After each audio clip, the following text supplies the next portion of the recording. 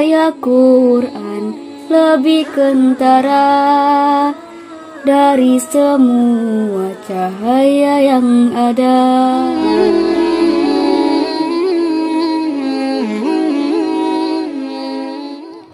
Bismillahirrahmanirrahim. Assalamualaikum warahmatullahi wabarakatuh.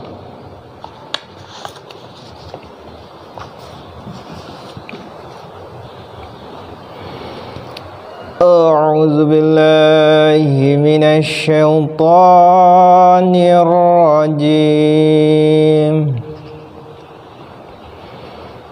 Wa tilkal hujjatuna atainaha Ibrahim ala qaumih narfa'u darajatin man nasha' inna rabbaka hakimun alim. Aku berlindung kepada Allah dari godaan syaitan yang terkutuk. Dan itulah hujjah kami. Kami memberikannya kepada Ibrahim untuk menghadapi kaumnya. Kami meninggikan derajat orang yang kami kehendaki. Sesungguhnya Tuhan engkau maha bijaksana, maha mengetahui. Tafsir nomor 868. Ayat ini dengan cara yang pasti memecahkan persoalan apakah Ibrahim alaihissalam secara berangsur mencapai keimanan kepada Tuhan dengan mengambil satu benda langit sesudah lainnya sebagai Tuhannya, ataukah merupakan hujjah yang jitu ditata secara bertahap, sehingga dengan jalan itu ia berusaha menunjukkan kekeliruan kaumnya dalam menyembah benda-benda langit ini sebagai sembahan. Ayat itu menunjukkan bahwa keimanan Ibrahim alaihissalam semenjak dini telah jelas dan teguh kepada tauhid ilahi, dan bahwa apa yang dikatakannya berkenaan dengan matahari, bulan dan sebagainya merupakan sebagian dari hujjah yang telah diajarkan Tuhan kepadanya. Wa wahabna lahu Ishaqa wa Ya'qub kullan hadaina wa Nuhan hadaina min qablu wa min zurriyatihi Dawud wa Sulaiman wa Ayyuba wa Yusufa wa Musa wa Harun wa kadzalika nadzil muhsinin. Dan kami menganugerahkan kepadanya Ishak dan Ya'qub, masing-masing kami beri petunjuk. Dan sebelumnya kami telah memberi petunjuk kepada Nuh dan dari keturunannya Daud, Sulaiman, Ayub, Yusuf, Musa dan Harun. Dan demikianlah kami memberi ganjaran kepada mereka yang berbuat kebajikan. Tafsir nomor 869. Ayub alaihissalam adalah pahlawan dari kitab Ayub, Book of Job. Disebutkan dalam Bible bahwa ia tinggal di daerah Uz. Beberapa sumber mengatakan bahwa daerah itu ialah Idumea atau Sahara Arab. Yang lainnya menetapkan Mesopotamia sebagai tanah tumpah darahnya. Rupanya Uz terletak di suatu tempat di sebelah utara Arab. Konon Ayub alaihissalam tinggal di sana sebelum kaum Bani Israel bertolak dari Mesir. Dengan demikian, ia hidup sebelum Nabi Musa alaihissalam. atau seperti beberapa sumber mengatakan ia adalah rekan setanah air Nabi Musa alaihi salam, dan telah menerima tugas risalatnya kira-kira 20 tahun sebelum Nabi Musa.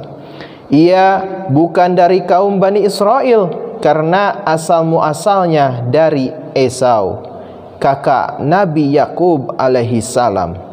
Ia mempunyai jalan hidup yang tidak tetap dan beragam karena diuji oleh Allah Subhanahu wa taala dengan berbagai cara, tetapi ia terbukti orang yang sangat tawakal, takwa, sabar dan istiqomah dalam menghadapi kemalangan yang hebat. Ia masih tetap hidup dalam ingatan umat manusia sebagai contoh kesabaran yang sempurna. Wa Zakaria wa Yahya wa Isa wa Ilyas kullum minas salihin. Dan kami memberi petunjuk kepada Zakaria, Yahya, Isa dan Ilyas. Semuanya termasuk di antara orang-orang saleh. Wa Ismail wal Yasa wa Yunus wa Luta wa kullan faddalna 'alal 'alamin. Dan Ismail, Al-Yasa, Yunus dan Lut pun diberi petunjuk, dan masing-masing kami lebihkan derajatnya di atas seluruh alam. Tafsir nomor 870. Para nabi keturunan Nuh alaihi salam dalam ayat ini dan dalam 2 ayat sebelumnya telah dipecah dalam 3 kelompok, dan tiap kelompok telah diberi sifat yang berbeda. Kelompok yang pertama mencakup Nabi Daud alaihi salam, Sulaiman alaihi salam, Ayub alaihi salam, Yusuf alaihi salam, Musa alaihi salam dan Harun alaihi salam. Nabi-nabi yang diberi kekuasaan dan kemakmuran, dan karenanya mampu berbuat bajik kepada sesama umat manusia. Oleh karena itu anggota-anggota dari kelompok ini telah disebut mereka yang berbuat kebajikan. Keterangan surah ke-6 ayat 85. Sebab dengan perantaraan kekuasaan dan kemakmuran duniawi, mereka mampu melakukan kebaikan secara materi kepada kaum mereka. Daud alaihi salam dan Sulaiman alaihi salam adalah raja-raja.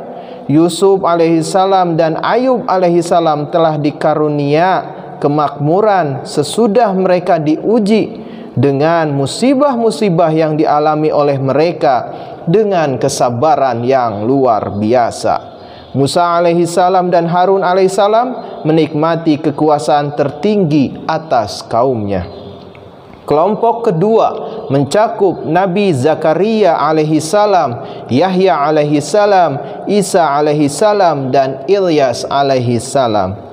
Tidak ada satupun dari mereka itu memiliki kekuasaan duniawi atau harta. Mereka semuanya melampaui kehidupan tanpa kekuasaan. Sedemikian rupa sehingga tentang Ilyas alaihi salam dikatakan bahwa ia jarang sekali nampak di muka umum dan biasanya hidup di hutan-hutan. Nabi-nabi dari kelompok ini telah disebut orang-orang saleh. Golongan ketiga terdiri atas Nabi Ismail alaihi salam, Al-Yasa alaihi salam, Yunus alaihi salam dan Lut alaihi salam.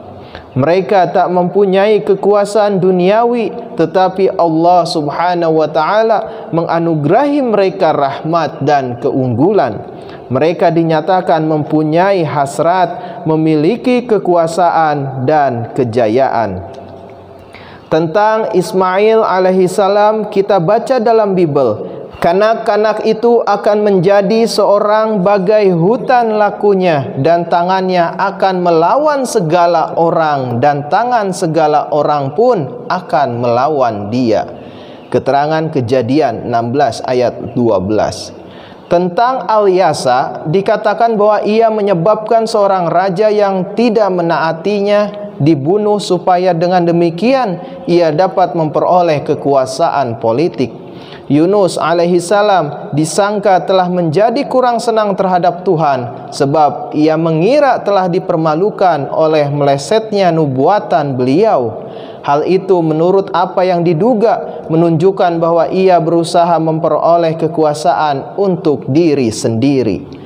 Lut alaihissalam dituding bahwa ia menginginkan tanah padang rumput yang subur dan senantiasa bertengkar dengan kerabatnya, Nabi Ibrahim alaihissalam.